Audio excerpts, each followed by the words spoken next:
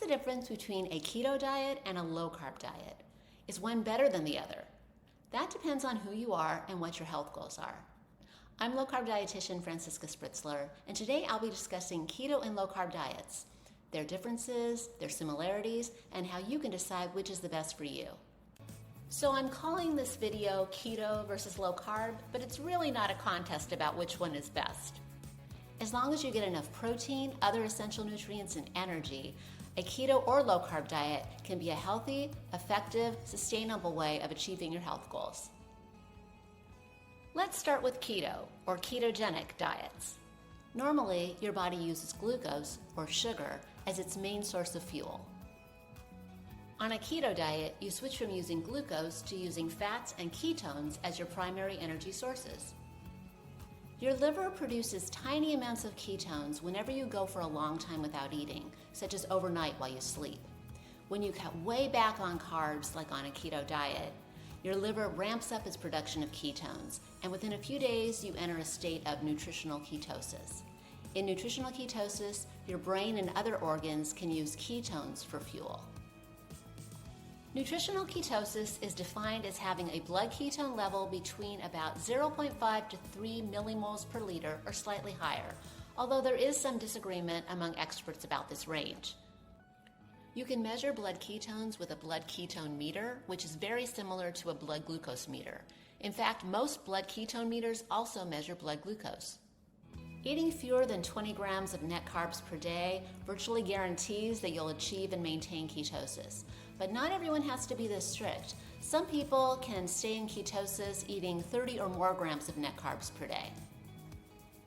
But you can stay below 20 grams of net carbs daily by eating mainly protein foods like meat, seafood, eggs, plain Greek yogurt, and cheese, and healthy fat sources like butter, olive oil, and coconut oil, most types of nuts and seeds, and fatty fruits like avocados and olives.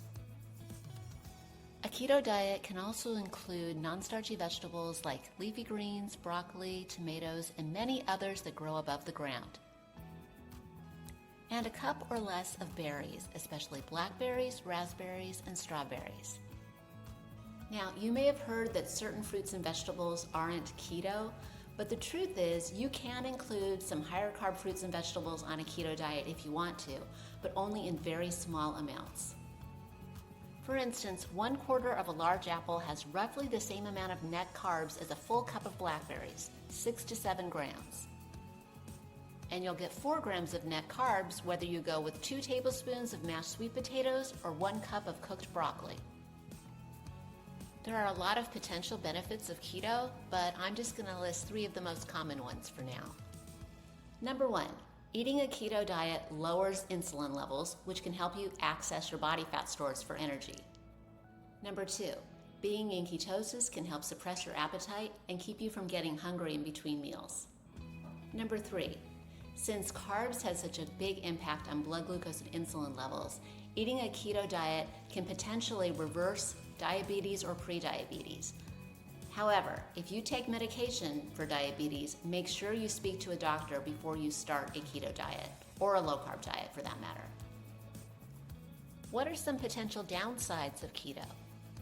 Some people just find keto to be too restrictive, especially long-term, and this includes several people that I've worked with as a dietitian over the years. Plus, the transition into ketosis can be tough for some people, although not everyone. And sometimes it may be more challenging to travel or be in an environment where you have less control over food, especially when you're new to keto. There's something really important that I want to mention. There's keto for weight loss, improving blood sugar levels, and increasing energy. And then there are therapeutic ketogenic diets for epilepsy, other neurological conditions, certain psychiatric conditions, and certain cancers. You should only start a therapeutic ketogenic diet under the supervision of a medical doctor and the guidance of a dietitian or nutritionist with expertise in ketogenic diets. Now let's talk about low carb. Unlike keto diets, which generally limit carbs to no more than 20, possibly 30 grams of net carbs per day, a low carb diet spans a much wider carb range. In previous videos, I've said that most people who follow a low-carb approach tend to do best eating about 20 to 70 grams of net carbs per day long-term. So the lower end of this range could be a keto diet, depending on the person. A moderate low-carb diet isn't intended to put you into ketosis, but you may occasionally dip in and out of ketosis if your carb intake falls low enough, or you get a lot of exercise, or you go for a long time without eating. A low-carb diet includes all the keto staple foods I shared earlier, and maybe a few more, such as non-berry fruits, legumes like beans, peas, and lentils, and root vegetables like potatoes and sweet potatoes. Which of these foods to include and how much of them to eat depends on your personal carb target and your eating preferences. As I said earlier about keto, low carb can provide a lot of potential benefits, but I'm only going to list 3 today. Number 1. Low-carb diets offer more flexibility than keto diets.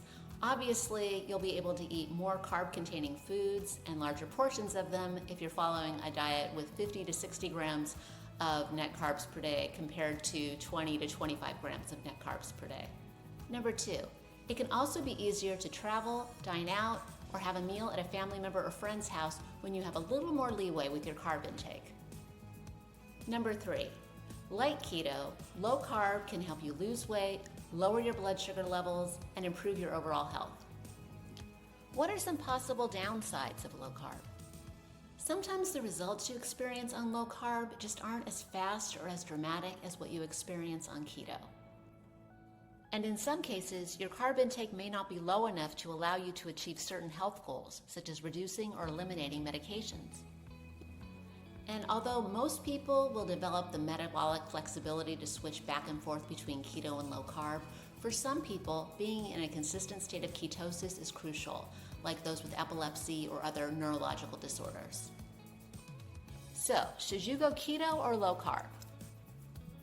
If you have a medical condition that may benefit from a therapeutic ketogenic diet rather than a more flexible low carb approach, I recommend keto with the supervision of a medical doctor and guidance of an experienced dietitian or nutritionist. Otherwise, think about what sounds the most appealing, doable, and sustainable for you. Are you okay with needing to be very strict with your carb intake in order to potentially have more dramatic results? Then you may want to try keto. If you prefer having more flexibility and don't mind a more gradual progression to achieving your health goals, then low carb may be the best fit for you. So, are you team keto or team low carb? I'd love to hear in the comments about your current way of eating or if you're considering a low carb or keto diet and why. Thanks so much for watching, and please remember to like, subscribe, and share. See you soon.